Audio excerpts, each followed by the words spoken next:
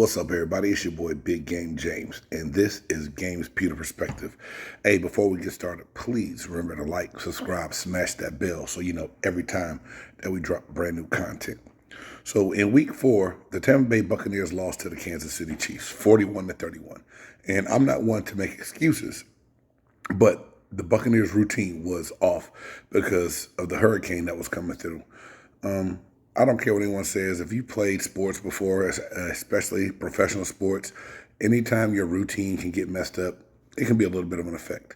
Like I said, not going to make excuses for my team, but Coach Todd Bowles did come out later on to say that, being down in Miami, living out of a hotel with family and pets, trying to make it normal was a little bit out of the ordinary, and the Buccaneers played like it. To take away a few good points in that game, Tom Brady may have had his best passing game of the season. Brady had a QBR of 114, 385 yards, 3 touchdowns, and the offense scored 31 points. The problem is the defense gave up 41 points. So whenever you give up more than the offense scores, it's trouble, right? Coming into the week 5, they're facing the Atlanta Falcons, which are 2-2 and tied for first with the Buccaneers in the division. This is a big game for both teams because they both want sole possession of first place in the division. I believe that the Buccaneers have some key things that they're going to need to do to win this game. And although it sounds easy, it's never easy, right? So first and foremost, I think the Buccaneers must pressure Marcus Mariota. He hasn't been very good when he's been under pressure this year. He's been sacked 8 times, and he's been pressured on 40% of his dropback attempts, which means that we have to pin our ears back and be able to get after the quarterback. We must also stop the run. One good thing for us is that Cordero Patterson, I call him the Swiss Army knife, is out for the out for the Atlanta Falcons. I'm not happy he's hurt, but he's on IR, and he's not going to be able to play. But Algier had a good game against Cleveland last week and averaged 5.2 yards per carry. Also, the Buccaneers must establish some balance. Brady did have a big passing day, like I said, but 52 passing attempts and only 6 running attempts, that is not going to cut it. There's got to be a better balance this week than it was in week 4 when we faced the Kansas City Chiefs.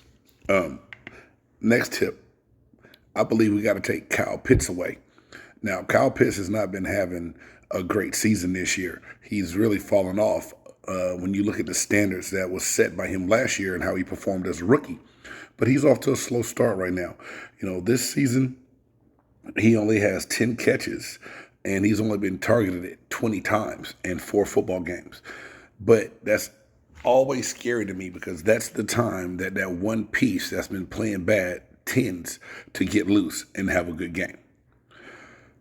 Next point and key, we need to have a wide receiver that's not Mike Evans step up.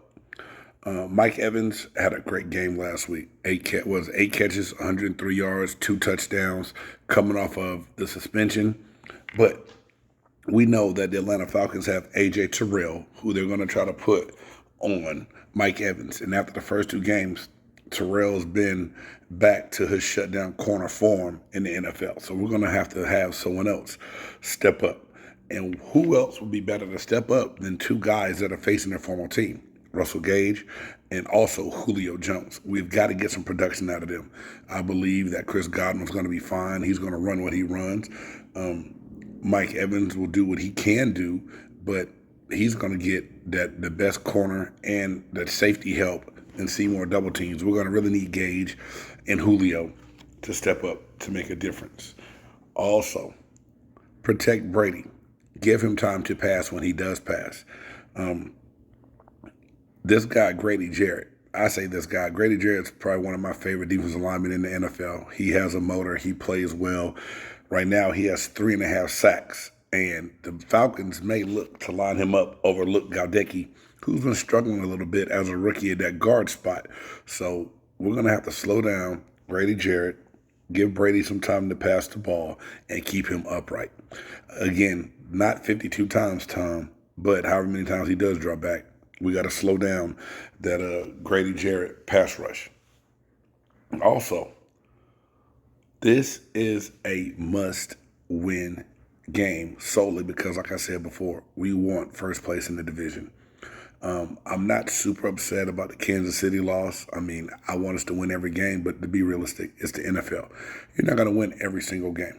And that being an AFC game, we can bounce back from it, I think. I believe our defense will play well enough. I don't think that we have 2 bad weeks in a row, especially because things are back to normal. They're at home. They're in their normal routine, not living out of a hotel and not living with pets and kids running around a hotel room and traveling back to the city you play in early the morning of the game that you play. But like I said, needless to say, no mistakes. No excuses.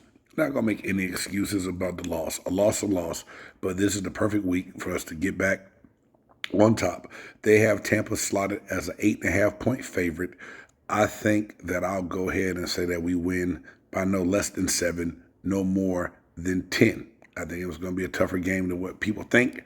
The Falcons are getting on a little bit of a roll, and they're playing hard. I think the thing is, though, we will outman them in the end.